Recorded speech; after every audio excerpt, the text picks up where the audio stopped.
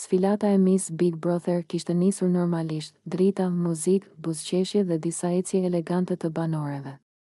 Por gjithçka ndryshoi në momentin kur doli Bia, çasti që u shndërrua në temën kryesore të gjithë natës. Bia doli me një vetbesim që dukej se e tun të gjithë pasarelën.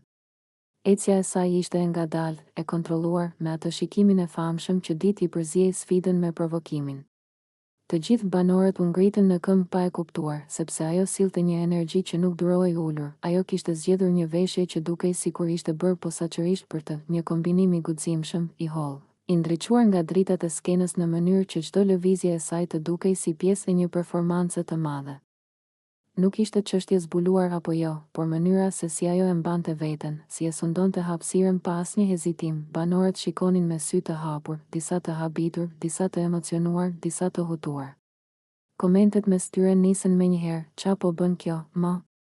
Pëshpëriti Labi, "Kjo nuk po konkuron, po dominon." Tha Benita duke qeshur, "Bia është shumë vete", shtoi Sasa, "Edhe produksioni, edhe audienca jashtë, edhe shtëpia brenda, të gjithë mbetën pa fjalë. Bia nuk bëri thjesht një sfilatë.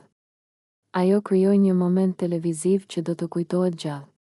Skena dukej sikur ishte e saj, kamera e ndiqte sikur ishte ylli i vetëm i mbrëmjes. Dhe çdo hap i saj thoshte, "Unë jam këtu për të sunduar."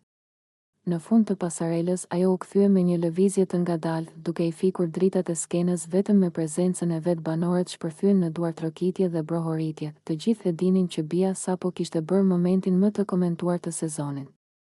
Një sfilatë që duhej të ishte thjesht garë bukurie, u kthye në shpërthimin më të madh të vetbesimit, guximit dhe karakterit.